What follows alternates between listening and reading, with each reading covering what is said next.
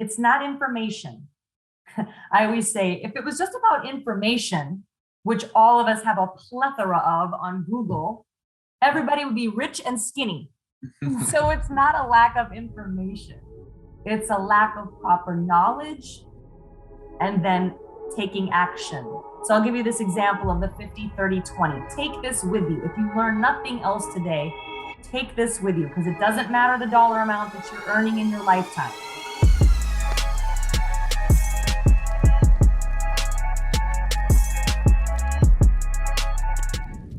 What's up, y'all? Welcome back to another LT360 podcast. My name is Dylan. You know me, the host, D. Foss. And today I am honored to have Kristen Erickson here. She is local. We both are working out of the Boca Raton area down here in South Florida, beautiful, sunny South Florida. And we didn't meet too long ago, but it definitely didn't take us too long to hop on the same page. Me and her are working together pretty much all the time right now on a multitude of different things, and we'll cover those as we go along. But I want to allow her to introduce herself because she is going to be way better at that than I can. So thank you for having the opportunity and giving me the time to have you on here and talk to you and get to know you and everything involved. I'm glad to sit down and be able to have this journey and opportunity with you.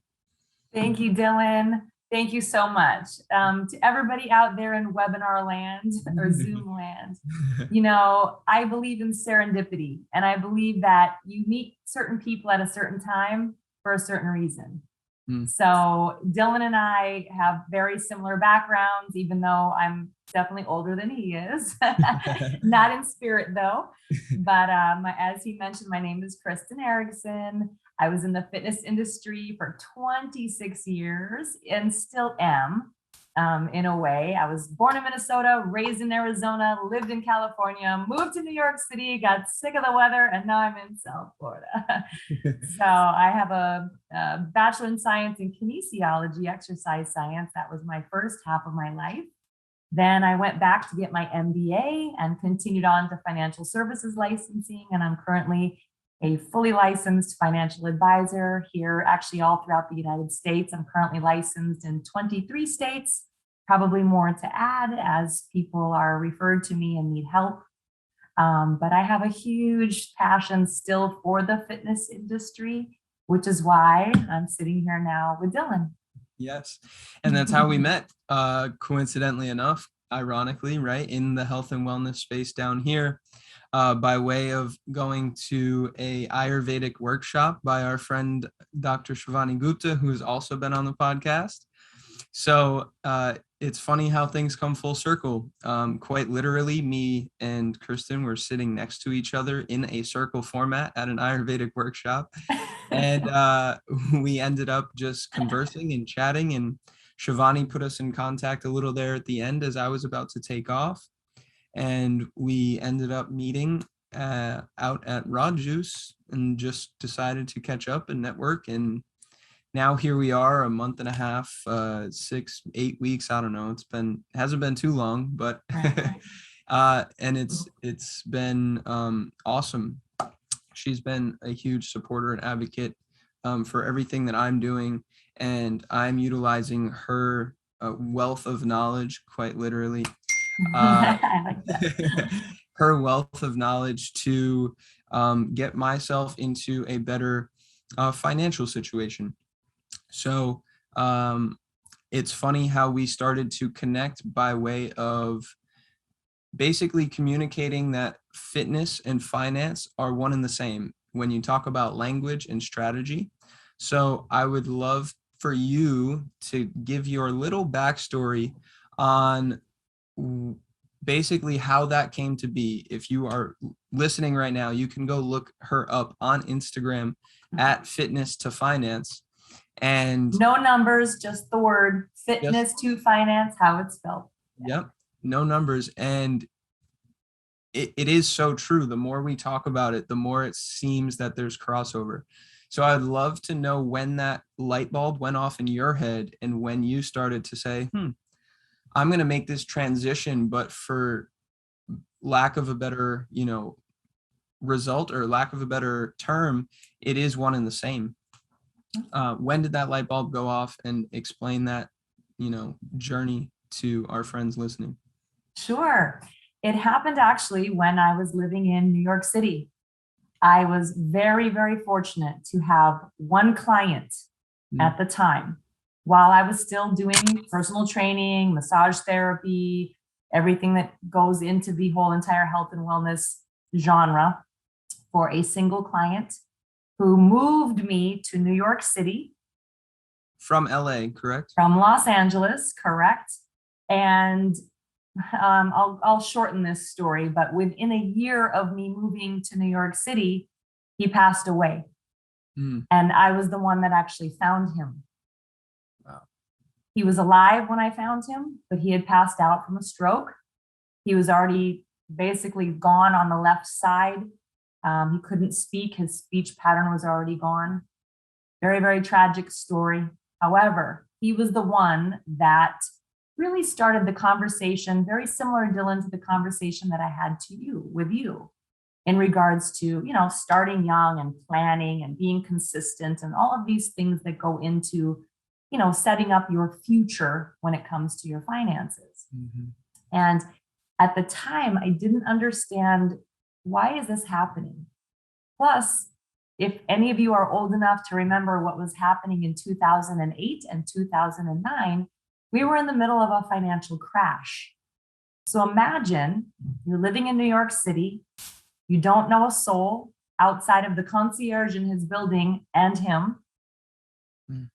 And personal training at that time, when everybody's panicking about their money, is considered a luxury. So it was more often than not one of the first things to go, because people were in survival mode. Why? Because they probably hadn't planned properly. Now, the good news was, because of what I learned from him, I was semi-planned. I wasn't as well planned as I could have been, but I was planned better than most. So shocking, he passed away 6 weeks later. I was forced with the task of deciding, should I stay in New York City and try to survive? Should I go back to California? I had already sold my business. And I thought to myself, no, I was brought here for a reason. And I think it's many reasons. I have to make this work. So I have never hustled in my life like I hustled in New York City. To any young entrepreneurs out there, I was walking into every single business, every single leasing office, every single doctor, chiropractor, plastic surgeon, you name it, passing out my business card, offering free personal training sessions just to get my name known and experience people and let them experience me. Fast forward a year after that, so building from 2009 to 2010, I was able to get back up on my feet. It was the toughest time in my life up to that point, but I did it. So you already know the song that was playing in my ears was Alicia Keys' New York, because it's true. If you can survive in New York City, you can do it anywhere. That's now, fast forward to the life now, right?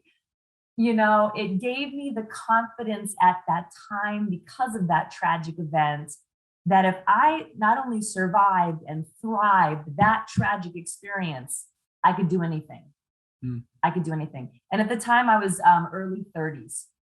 And from that point forward, I learned so much from him. I would sit with him, anytime I'd have a session with him, if we're personally training, or maybe we grabbed lunch, and I would just start to learn. I was so open to learn. Here's this man that has this huge wealth of knowledge within the finance industry. And I started to see all of these similarities, talking about starting young. In fitness, it's the same thing. I was a gymnast. I was a professional dancer. I started at the age of 2. So as a result, when I was approaching my 40s, I actually danced at a Miami Heat game as a 40-year-old. Wow. So who would have thought? But because I had the skill set, I was like, sure, let's do it. So it was a really fun story. Just fun conversations that I would have with him. But then I just kept learning. I kept learning. I kept learning. I kept learning. Fast forward to 2015. Okay. I was just coming out of a very, very, very difficult divorce. Okay. And I'll share my story. I'm open with it because it's part of the story and it's part of the testimony. I was in an abusive marriage. My ex-husband was mentally abusive, physically abusive, and emotionally abusive. So once again, I'm faced with this time in my life where I have to make a very, very tough decision. Do I stay in New York City in fear of running into him? All of these things that go into a toxic relationship. Or do I pick back up again and move and start over again? Because you're not really starting over. At that point in my life, I was starting over with experience and knowledge and education and confidence. It's huge. You only get that as you get older and as you've fallen on your face a million times, which I absolutely have. But the message is you have to get back up. It's kind of like in the gym, Dylan. I'm sure you agree. A muscle does not grow unless you put it through a little bit of pain. A little bit of failure is the best way to guarantee you'll shred some muscle, and then you take that time to let it heal and keep on moving. And that's what continues to optimize growth patterns, essentially. So during that difficult time in my life, I experienced a horrific back injury, mainly as a result of stress at that time, which landed me in the hospital. I had to be taken from my apartment in an ambulance. My legs literally gave out from underneath me. I was literally getting up from my bed. I had taken a nap. I wanted to go to the restroom, take a shower, and my legs collapsed out from underneath me. What year was this? 2015. And you were still living? New York City. In New York City. And you were still doing? Personal training. Personal training. Just want to make sure everyone has that locked and loaded before they hear the next part of this journey here. Yeah. So it was at that moment, it made me realize, wow, what am I going to do? Not only physically, financially, logistically, geographically, all of these questions that enter into your mind when you're on a gurney being taken to Roosevelt Hospital. Thankfully, again, the knowledge that I started to gain from my client, I realized, you know what? I want to have options. I want to make sure that I have options for leverage, for, an industry that's not going to completely rely on just me, my body, being in front of a client. Because as I saw, if my body gives out, I can't go to work, I can't drive an income. At the time, I had no income protection, didn't even know what that was at that time. And it was at that moment that I decided I need to make a shift. I need to make a shift.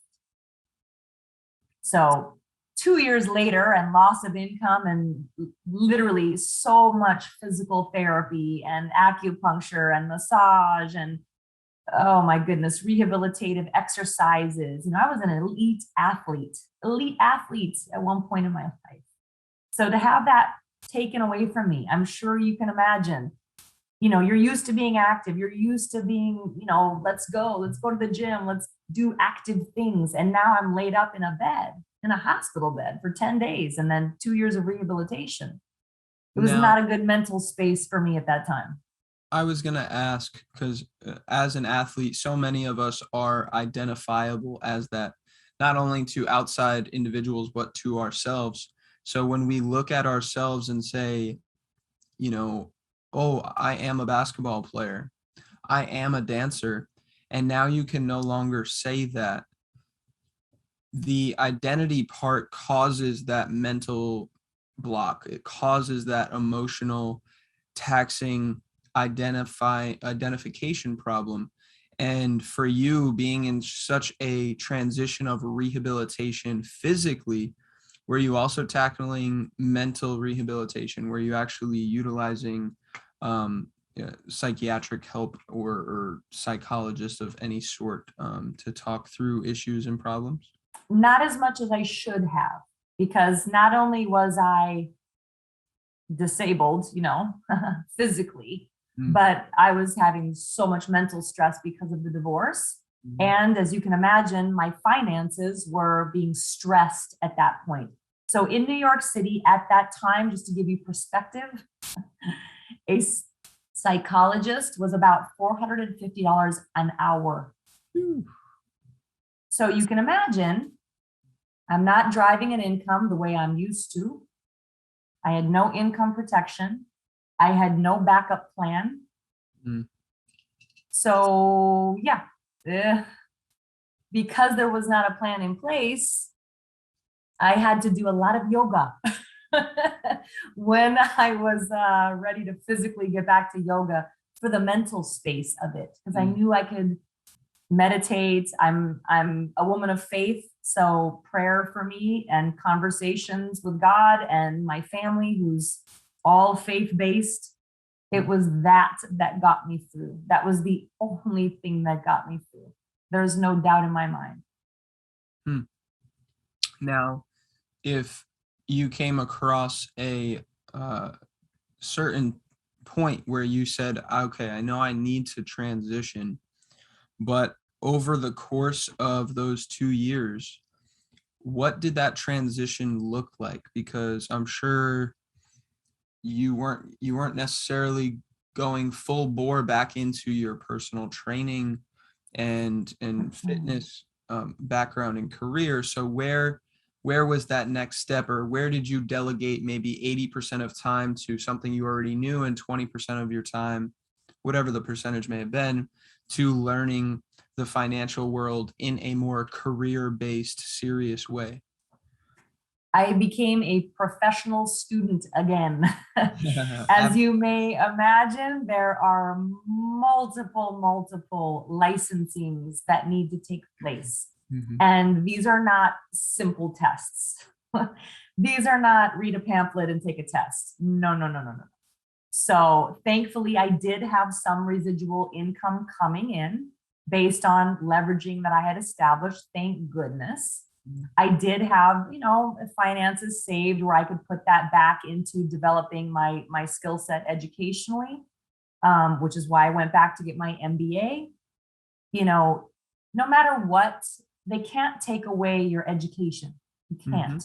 And I knew that I'm going to have to get through this difficult time. But on the flip side, it's going to be okay, because now I'm developing a new skill set that is highly specialized, that, not too many people have it. I'll give you an example. In the space that I presently am in right now, as a woman, with what I do with my clients, I am basically one of 6,000 to 7,000 total in the entire country. And of that 6,000 to 7,000, I believe the last number I checked was about 9% women. Wow. That's it. So most people maybe would have seen that as a disadvantage. I saw that as an advantage. Just like in fitness, every time I went to any kind of seminar, when I was in it, it was still very male dominant. About 80 to 90% of the industry was very male dominant. So this was nothing new to me. And I get along very well with all human beings, and I grew up a tomboy, so I can be one of the boys and I can be one of the girls too. So I like that environment, but I saw a need. I saw a need at the time when I was doing personal training. More women could have this same opportunity, because it's a great career. It's a fantastic career. Same thing with finance. Fantastic career. You're helping people. You're educating people. So by nature, Dylan, as I mentioned to you, I'm a teacher by nature. I love to teach. I love to educate, because I am kind of a geek that way, where I love to study. I love to learn things. I love it. You're only given one brain, so you might as well shove as much into it as you possibly can. Absolutely. Although we shouldn't do the same with our stomachs. Yeah, you're correct. So when you talk about that transition beginning, you obviously started to once again learn, get educated, and then pursue the actual MBA and your licensures and everything. When did it click that you were moving to Florida? Jonas.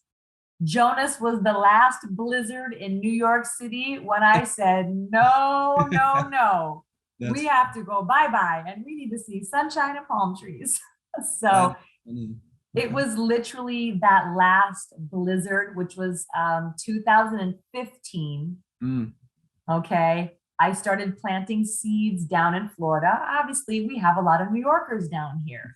So I already knew a lot of people that had second homes down here. Mm. So it was a natural transition as to where should I go? What makes sense for my network? Because your network is your net worth. We Yeah, all know this. absolutely. So who can I help that I already know, that knows me as Kristen, the personal trainer, but they know how I function. They know that I'm on time, I have integrity, I'm honest, I'm going to tell you the truth, whether you like it or not. So it was a very, very natural transition. And again, I love to teach, I love to educate. So it only made sense to come to Florida. We're a semi-familiar, crowd that I already knew from New York. That makes perfect sense. There's just a whole nother borough of New York down here, isn't there? It is the sixth borough in Boca. It is. So, you moved down here in 2016 or Correct. Yeah. November of 2016. Yeah. 5 years ago this month? Yeah. I can't Wow. believe it's already been that long. Happy 5-year anniversary. Thank you. Yes. So, so interesting just to hear the amount of transitions that occurred, because I think people in my age category start to get into this mindset that, okay, 25 to 30, maybe 30 to 35, I have to figure out exactly what it is, and then I'm staying with that forever. And those next 40, 50, 60 years are going to look very similar. But that is the complete opposite of most people that I meet that are older. And I communicate a lot better with older individuals. So when I sit down and talk to people, it's generally people who have 20 to 30, maybe more years under their belt of life than I do. And almost none of them have been doing the same thing since they were age 25. I'm going to give you a nice little caveat. Yeah. That logo that's behind you, Mm. that's the reality of a life journey. Somebody thinks a life journey goes like this. Yeah. It does not. I thought I was going to be married with 4 children and live happily ever after at the age of 33, and I was going to have 2.5 children. Yeah, it didn't happen that way. And that's okay. Yes, that is perfectly fine. And I'm sure if you had to think real, hard about it, you wouldn't want to change it for whatever could have happened and has happened. It's made you who you are. It's put in front of you for a reason. As you mentioned, you're someone who is a faith-based individual, and you like to learn. So you're given those opportunities with the mindset of what can I learn from this, as opposed to what is this going to take away from me. Yeah. So for everybody listening, as you can tell, I was very intrigued when I first heard this story. So it's been very easy to continue to talk to you and learn from you and entrust in you the fact that you have lived through what I'm going through, essentially in the fitness world, and you were at the top of your craft working for a wealthy private individual who was able to basically give you an entire lifestyle in a new place, and the opportunity for you to learn from that person was there every single day. And that's what I've found myself in a number of ways doing with my clientele. And it's been so eye-opening and so mind-boggling to just see how things operate, because I grew up in a place that was void of anything really grand. It was, make the most of the small things. You have family time. Parents both worked at state and city jobs that were on the, less political side. So there's no real comfortability for me in this area, but learning so much more has made me comfortable everywhere else I go in life, and no matter what I do. And I think you said it perfectly. The depiction on the wall behind me is essentially why that comes to my forefront of my mind on a day-to-day basis. And that's what I was basing it off of when I created it.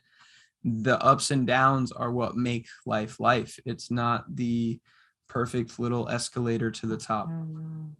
So if we could, I'd like to dive into more specifics of fitness to finance. We had an amazing conversation about the understanding of, percentages of people who may not be prepared for a catastrophic physical happening, or people who may not be prepared to get sick with something like COVID-19, right? Because they are physically out of tune, just like someone who might be financially out of tune would have been completely distraught come 2008. So could you give me some specifics in relation to percentages of people who are not physically fit and individuals who are not financially fit, or just lack thereof education? Very good question. I do not have exact numbers for you. Well, 80% of statistics are made up on the spot. Right. Just to full disclosure, these are not exact. These are approximate based on what I see. And I'm not even going to put a number on it. I think most of us have seen the reports that come across the news or your Yahoo or your Gmail or whatever about the levels of obesity in America. Okay. The percentages are extremely high. This I can say for certain. It is above 50%. I was going to say the exact same thing.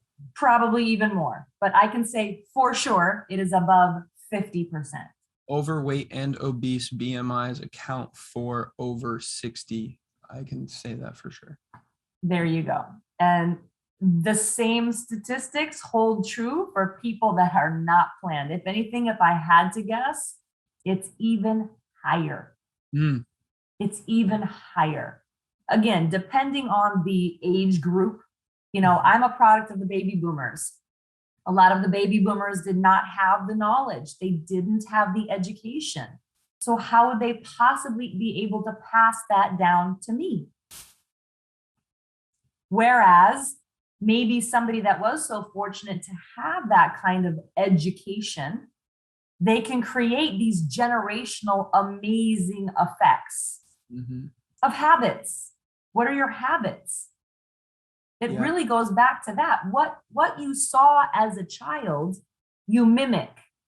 If you saw your parents eating a box of pizza and drinking a bottle of wine every single night, and then putting a shopping spree on credit cards, and then stressing out about paying their bills, that's probably what you're going to mimic. Not all the time, but more often than not, that's what I see. So children learn a behavior. And then as adults, I have to teach them to unlearn that behavior. As do you, make something else feel like second nature.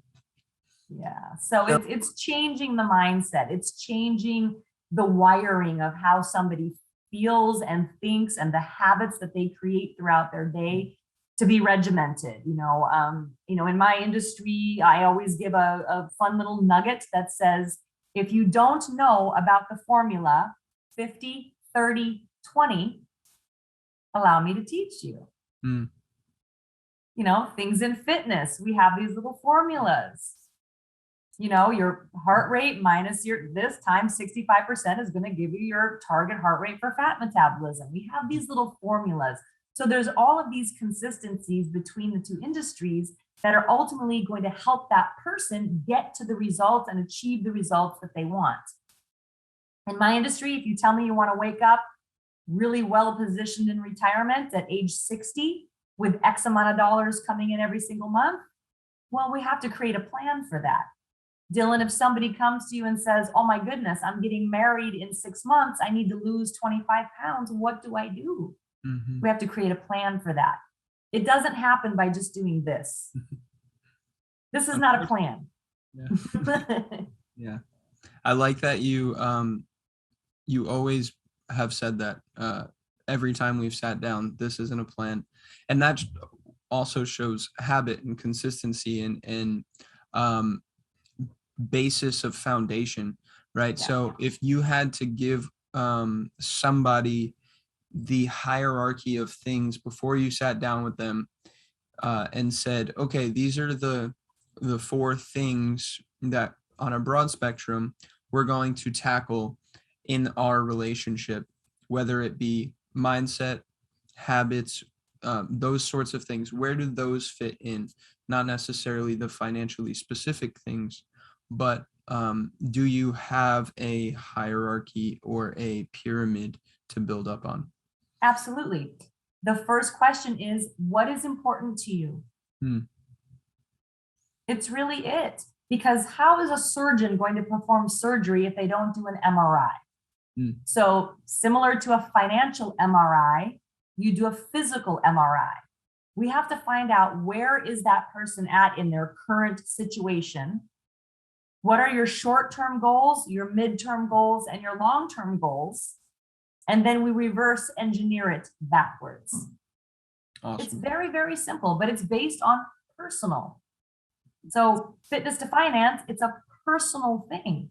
It's not just cookie cutter. It can't be, because everybody has different bodies. Everybody has different needs. Everybody has different situations.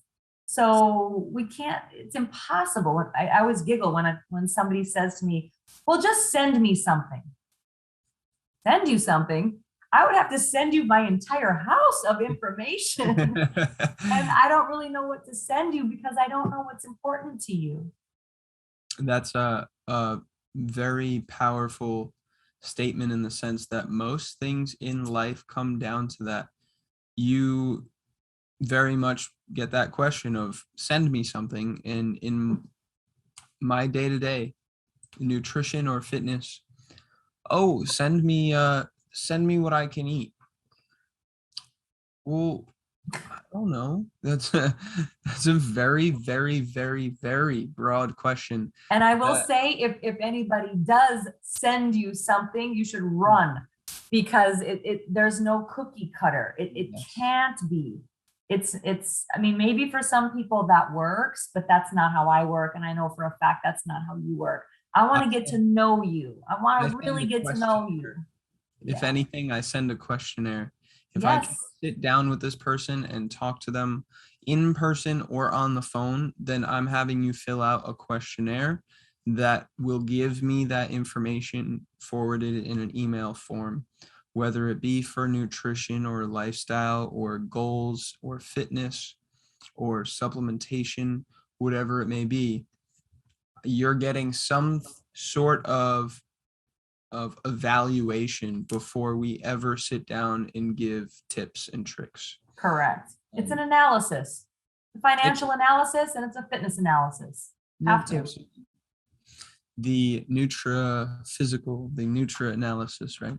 Yeah. So in terms of being able to, guide somebody who may be listening, who may not have access to someone who is a financial wealth manager, advisor, in whatever form that may be, what is the one thing you would instruct them to learn or analyze right now financially, that they can essentially just take on a very broad spectrum, like maybe the 50-30-20 rule, something that is just broad spectrum. It's not telling them where to put their exact dollar amounts or anything like that, but is kind of just broad spectrum. knowledge. Your budget. I think the most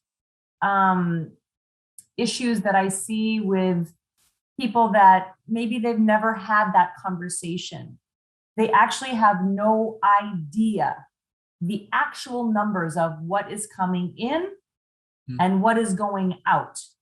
You know, when I was a kid, my mom used to make us balance our checkbook. Not too many people balance their checkbook anymore. You'd be shocked. It's kind of scary sometimes. So that budget is your own accountability sheet to say, wow, am I really spending $80 a week on Starbucks?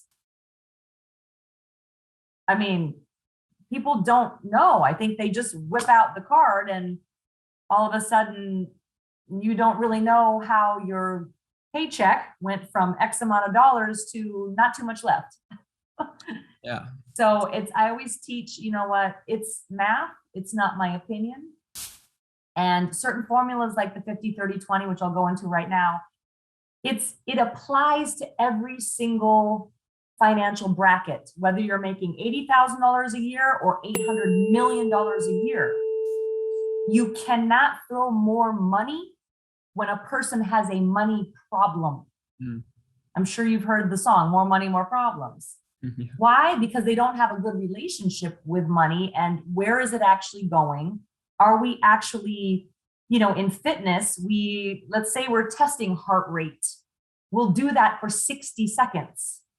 Maybe we have delegated 45 minutes in our day to do weight training and another 30 minutes to do our cardiovascular. That's quantifiable. We know, okay, I'm going to go to the gym at 6 a.m. I know that I need to leave at 6:45 because I need to be dressed and ready for a meeting at 8 o'clock.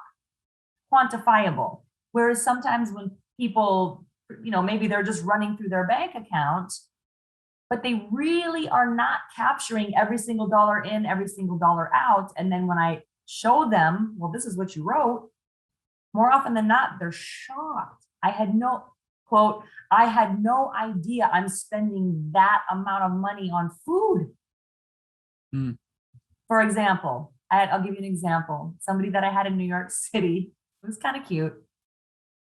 These are real numbers, was spending over $500 a month on protein shakes at the local juice bar in New York City. And I said, okay, let's do the math here. We're going to have a sale coming up on Amazon Prime or whatever, but Black Friday, right? You can go get a blender for $100 and go get a big can of protein for $35. Do you think that would be saving that person some money? Just a little bit. When you can make it at home. You can make it at home and you can freeze it in your freezer and bring it with you the next day. So again, some people don't care. They're like, no, but I like it. But if we take that number, let's call it a $400 savings just by doing something at home and planning ahead of time versus, oh my gosh, I'm hungry. I need to get something on the road. Oh, okay, I'm going to swing over and go get an $18 protein shake, again, in New York City. Yeah. So by just that thoughtful process, let's do math. Do you have your calculator, Dylan? I do. Let's bring it out. Okay, so let's just do the math. Let's say, and again, this is just a hypothetical example based on somebody that really actually was spending $500 a month on protein shakes, okay? Let's say we bought them that blender and a cup, you know, a big bucket of their favorite protein, whatever. And now we're saving $400 a month. Do the math, 400 times 12. 4,800. Now do 4,800 times 30. 144,000. Yep. Need I say more? That's a down payment on property, a house. It's the frivolous spending, like the frivolous eating. Once again, fitness to finance. These are the same bad habits that people carry over into different aspects of their life. Why? Because I feel like sometimes they're actually walking through life unconscious. They're really not, and this goes back to yoga, be present, right? All of these things like, wow, I'm hungry now, but can I wait 20 minutes to go prepare something at home? Just an example. Yeah. So when you start making it very matter of fact for somebody, and you can actually display that MRI for them. And based on this MRI, this is showing me, I'll use the fitness example. You have high blood pressure, high cholesterol, pre-diabetic situations, blah, blah, blah, blah, blah. Okay, well, if we extrapolate out 20 years from now, or even 10 years from now, this MRI that we took of you shows that you're probably going to end up with heart disease. Same thing in my industry now. If we're continuing to spend $500 a month based on that person's income, and you're just frivolously throwing $400 away, when maybe you could have been capturing that to place that into a different thing, shall we say, or multiple plan, an overall plan. It can save people pain down the road. I always tell people, you're seeing right here. I'm teaching you to see here. This is it. No. We have to look out here. So Dylan, in your industry, if you know that somebody's struggling with a bad eating habit, we as coaches, as teachers, we want to help them. If I see somebody constantly, I'll give you an example, paying off a credit card and then putting money back on the credit card. I'm like, you're not fixing the problem. You're just pulling off the Band-Aid. Yeah. So we have to get to the root source of, let's get real here. Do you really need to be spending what you're spending on X, Y, and Z? Now, if it doesn't make a difference for your future, fine. But more often than not, it makes a major difference for someone's future. That's a great point. And just to continue to elaborate on the fact that there's an enormous and infinite amount of crossover between what happens in your ears and what happens in different aspects of your life. So financially, your habits of overspending and basically spending more than you're eating, or spending more than you're making, is the same as eating more than you're burning. It's the same as all of these principles in different aspects of our life, taking on too much or helping too much and not helping yourself enough, right? I have an overflowing cup. Great, give some away. If your cup is not empty, don't continue to give it away. Your anxiousness of buying something in the moment is the same thing as having 20 minutes from being home and making something yourself, but saying, well, mentally, I don't have the discipline to do anything across the board, whether it be, impulse buying in a store, or impulse buying food on the way home, or impulse saying yes to go out with friends when you need to get stuff done on a Saturday night. It's all of the same principles. And unfortunately, it really is due to lack of passing on habitual legacies, good Correct. habitual legacies. I teach generational wealth, and sometimes people have no idea what that means. There's a reason that a lot, not all, but a lot of wealthy people continue to be wealthy with their legacy that they leave. There's a reason for that. But where did it all start? It started with somebody, and it started with education. You tapped on the fact of this impulse. It's that delayed gratification, so you don't have pain down the road, whether we're talking about fitness or finance.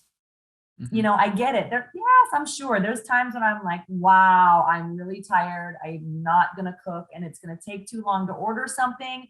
And that box of Kraft macaroni and cheese that I grew up on as a kid really sounds good right now. Do I have that occasionally? Absolutely. But here's the point. It's not what you do some of the time. It's what you do most of the time. So on that note, let me dive into just this awesome little nugget that Again, I'm more than happy to talk to anybody. I do a complimentary plan anyways for you, just to see where you're at, see if I can help you in any way. And if you have questions or want a referral, I will gladly give you a nice positive review to anybody looking for some help. Thank you. I know she does great work. She's been a huge help for me. So. Thank you, Dylan. Again, it's very important for me that that person that I'm sitting with learns something. Even if you never become a client, it's okay. I believe in planting those good seeds out there, and the more people that we can reach with proper knowledge, it's not information. I always say, if it was just about information, which all of us have a plethora of on Google, everybody would be rich and skinny. So it's not a lack of information. It's a lack of proper knowledge and then taking action, because nothing changes if nothing changes, right? So I'll give you this example of the 50, 30, 20. Take this with you. If you learn nothing else today, take this with you, because it doesn't matter the dollar amount that you're earning in your lifetime. 50, 30, 20, 50% of your income, regardless of the amount, should go towards your what's called fixed expenses. That means, what does it take for Dylan to wake up every day and function? Your mortgage, your rent, whatever, your cell phone, your car, your insurance of your car, the light bill, the water bill, et cetera, groceries in your refrigerator. Depending on age and situation, 30%, especially for younger people, can go toward the fun stuff. Maybe you get a new pair of sneakers. Maybe you take a vacation. These things are known as discretionary, the fun stuff, the play money. 20%, take a wild guess as to where that should go. Into the past. Well, into the future. I know, I was just into the future. So let's look at this. What is 20% of $10? $2. Yeah. What's 20% of $100? $20. $20. And the list goes on and on. It's just adding a zero. It's the same formula. So just because you make more doesn't mean you should save less. And just because you make less doesn't mean that you should save less. It's the same formula. Otherwise, based on a person's current lifestyle, you're not going to make it. You're not. And the topic that I love to speak on is this. If somebody comes to me and says, hey, I really want to retire at age 65, traditional age to retire, with X amount of dollars that I have in income coming in every month, I'm like, all right, let's say that you live to be 95, which is happening more often than not now. How are you going to fund 30 years of retirement? 30 years. So I'll just give you round numbers because it's easy. $100,000 a year times 30 years is how much? A lot. 3 million, yes. Yeah. And so more than most people will ever see or know. It's math. It's math. Okay. And in the fitness industry, same thing. If somebody stops exercising, if they stop getting into that discipline of, let's call it an hour in the morning and an hour at night, maybe you're exercising in the morning and then walking your dog or doing yoga at night, and all of a sudden those 2 hours out of a day of exercise disappear. What do you think is going to happen to that person's physical fitness? It's going to start to go down. It's going to start to decline. Plummet. So, I mean, I could go on and on and on, but the similarities are just so great. And it boils down to, what is that individual willing to change to get to where you're telling me you want to go? Because in the end, what does it all matter? You have to have quality of life. And the elements that go into providing a quality life includes fitness and finance. Yes, for sure. If you're unhealthy and you have a lot of money, well, that's not going to do you well. If you have, and the vice versa, that's not going to do you well either. So it has to be this overall, and this is where the faith will come in as well. You know, we're given one body, we're given one mind. How do we manage our money? How do we manage our body? How do we manage our mind? Because that's really going to determine where you end up. I think I read a book recently that says wherever you're at right now is a direct result of all the choices that who's made? You've made. You, not me. Mm-hmm. So even, okay, if COVID happens, okay, if a financial crash happens again, well, we know that these things are going to happen. There will be another one. There will be another financial crash at some point. There will be another pandemic at some point. Do we know when? No, we do not. Are you planned for it? You got to plan for it. Yeah. So COVID, you know, the financial crash in 08, 09, and even ones way before that, you learn from that. You learn like, holy smokes, I did not see that coming. But oh, good. I have a backup plan, right? With COVID, nobody knew that the stores were going to be out of toilet paper. I'm still trying to figure that one out. Yeah, that one didn't make any sense. But now we know. Now we have the experience of, wow, this whole entire world shut down. And this is real quick on this other note that I want to talk about on something like a COVID. Dylan, how many times do you hear the excuse? Oh, I just don't have time. I'm so busy. I just don't have time. Now something like COVID happens and you have all the time in the world. And they still don't do it. And you still didn't change anything. So I'm not taking that excuse of time. It's a matter of priorities. What's your priority? I wake up at 5 o'clock every single day. My entire fitness routine takes me literally 2 hours in the morning. But it's a habit.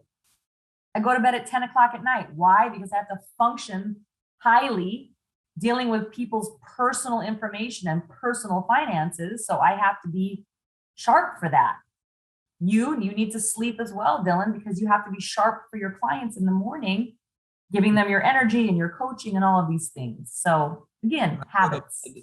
When I go to bed at 10:30 versus 10 o'clock, I feel it the next morning. It's so true.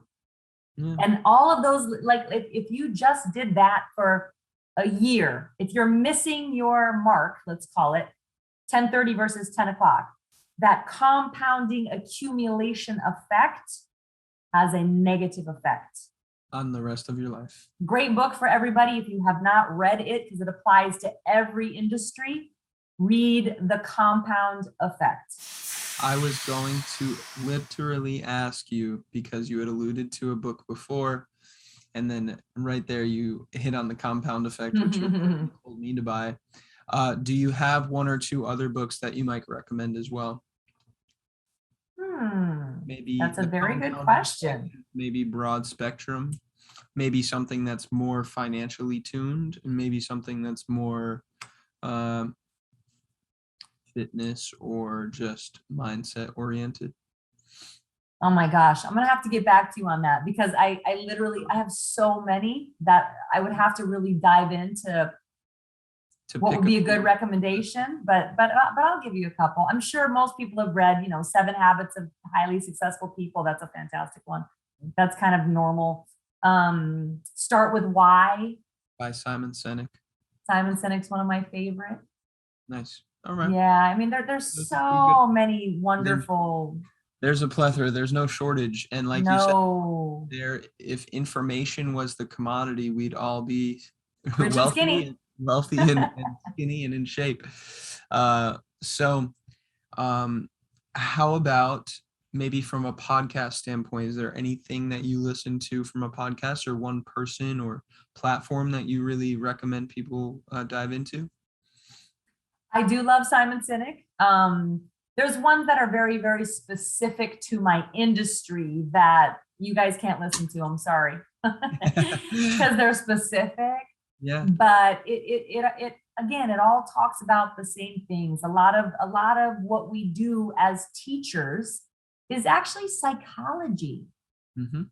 It really is. You know, Dylan, I'm sure you agree. It's very important to me that my clients feel good about their choices, Mm-hmm. that they feel good about what are they learning, that they feel good about, I'm going to have peace of mind.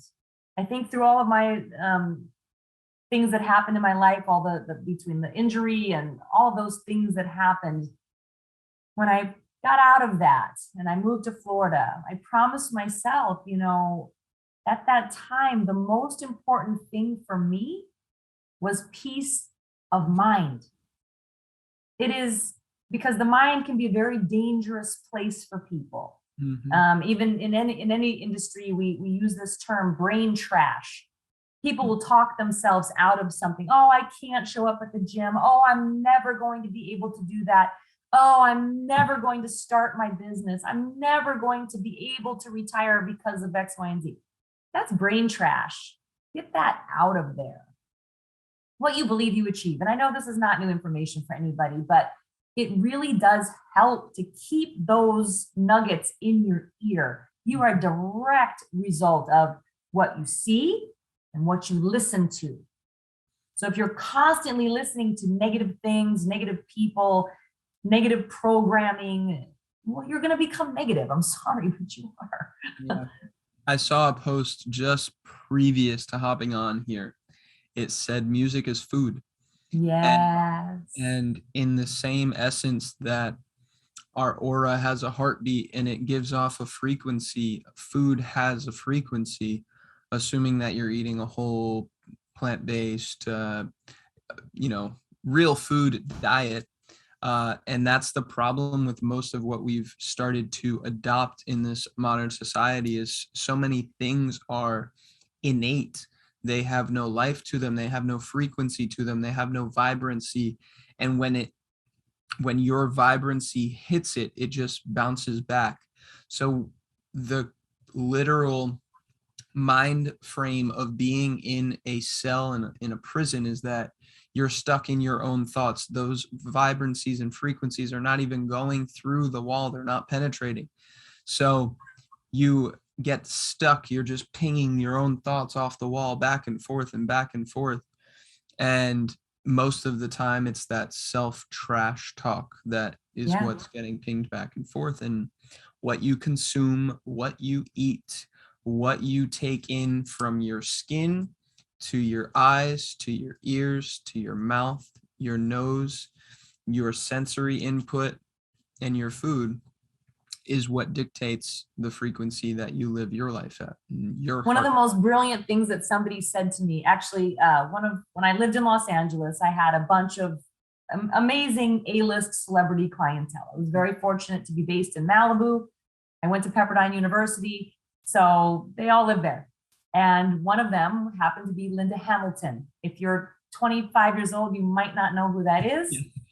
But if you go watch Terminator 2, okay, that's who that is. Sarah Connor, Linda Hamilton. She was such a wise woman who had also been through some very, very difficult things in her life. And she made this one point when I was probably 29 years old. She said, "Isn't it funny? We attract what we are, and then we reject the very thing we are." Now, what does that mean? If somebody is in a misalignment of their, what I call the rabbit ears, that frequency that they're putting out, and now you're upset because somebody came into your life that didn't compliment you. Well, maybe it's you. Maybe you have to check your frequency.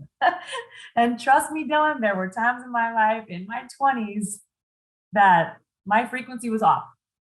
For sure. But then you go through that, like your logo in the background, you get knocked on the ground a few times, you get humbled a few times, and then you realize, wow, I need to change my frequency. And that's about taking responsibility for where you end up and taking it wholeheartedly as 100%. No one else's fault but your own. Humility. What you do, and I can speak to you, I'm 47, I just turned 47 a week ago. You know, when I speak to any age, but specifically 25-year-olds, what you start to do today dramatically affects that future. So if you're, again, back to the normal, food and fitness. If you're putting good things in today, most likely you're going to continue to put good things in today, and most likely you're going to end up very, very healthy.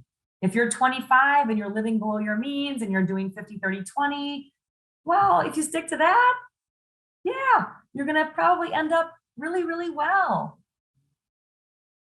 So now that being said, I never discourage somebody. It's never too late. Better late than never. Sure. But in the fitness industry, I would always ask a client, what do you think enters the body first? Pain or disease? Disease. Yeah. People don't experience pain from a disease more often than not until the disease is very, progressed. Dis-ease. Same thing with finances. People are not going to feel the pain of finances until they reach 50 and they're like, oh my gosh, I shouldn't have spent $500 a month on protein shakes. Bad move. Yeah. And that's a perfect case in point that some people just are miseducated, because that person was trying to do something good. They were trying to improve their fitness. And as a result, they are completely obliterating their financial health, right? So a small example, but yeah, you get it. But I think most people are just undereducated and have a lack of understanding and a lack of knowledge and a lack of accountability to put that information, once they know it, into action. And that's what me and yourself do as teachers, as accountability individuals. I help somebody continue to say, come into the gym and I'll be there. We'll work out, we'll talk nutrition, we'll get some things off your chest, both physically and mentally and emotionally. And for you, the same, right? Mentally and emotionally and financially, we're gonna, have our relationship here where you're gonna hold me responsible for a lot of different things financially. And that is what I've found to be super grateful for and super understanding of how to leverage the relationships in my life. Some people everybody knows something you don't. So when you meet that individual, how can you learn from them, and how can they teach you and hold you accountable to a higher level in some certain aspect of your life? And that's what you've been able to already do for me. So I appreciate that. It's been very timely with everything going on, as you know. And if I could say anything, it would just be thank you for that opportunity and that open and willingness to say, hey, do you want to come, grab some coffee or whatever? I don't even remember if we ate food. I think we were so wrapped up in conversation. Yes. We were so caught up. And it goes back, Dylan, to, if you have heard this saying before, I don't know who quoted it, but a parachute only works when it's open, and your mind is the same thing. So kudos to you for being so young and being open to learn. Sometimes, as people get older, they get very closed, and you can't teach an old dog new tricks. But you actually can, because in fitness and in finance, our industries are rapidly changing. Dylan, what I learned in kinesiology 25, however many years ago, I don't even know, a long time ago, half of it I can throw out the window, because there's more research now. Yeah. Same thing with financial stuff, with laws and taxes and governments and all these constantly changing entities. You have to outsource to the people who actually, that's all they do all day, every day, just like you. And I will compliment you, as much as I know within the fitness industry, I still learn things from you. And I love that. So it doesn't matter age, it doesn't matter experience. You can learn something from everybody, if you're just open to have these conversations. Yeah. What's the harm? What's the harm? Learn something new? What did I learn the other day? I couldn't believe it. I'll have to remember, but somebody said something to me and I was like, are you kidding me? I've never heard that before, ever. Yeah. It's a cool thing. It's a cool thing. I agree. And it goes back to what you said earlier. Your network is your net worth. Yeah. So very grateful to have you in my network. And same. Alongside my journey here for the rest of the days, however many from now until the end. So where can people find you and contact you if they would like to take you up on your offer of meeting and doing some sort of complimentary plan? Where can they Absolutely find you? Call me. I like to talk. There you go.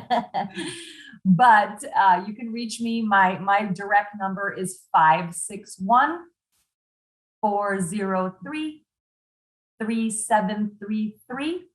My email, I'll give you my simple email, which is my name @gmail.com, spelled Kristen, Kristin, last name Erickson, Ericksen @gmail.com.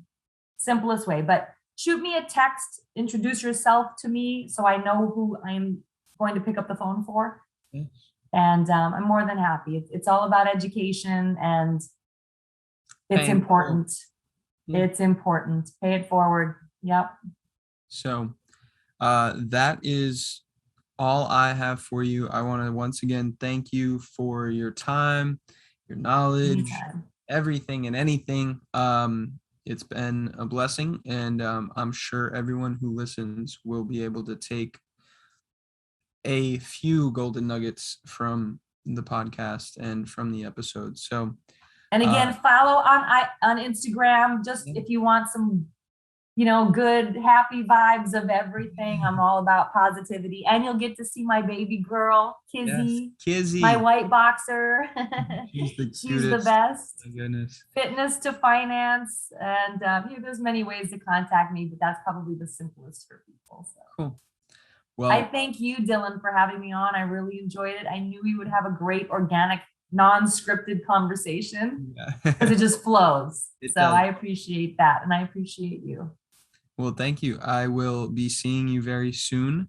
For everyone who's listening, please comment, like, subscribe, share in any way that you can to continue this cause, because like she has mentioned so many times, it's really just about getting the knowledge out there and trying to change mindsets or give the knowledge to mindsets that are already open. We want open parachutes taking in all the knowledge they can. So, and taking action. Taking in knowledge without action is, but taking action is that's the key. It's really the key. And that's what this is all about. Taking action, having that conversation, being able to MRI your fitness, your finance habits, and then your situation. Where do you want to go? Short-term, long-term, financially, physically, make that plan and then take action, stick to it. And we're here to help you if you need it. Much love, peace, love, and positivity. Until next time, be limitless. Thank you.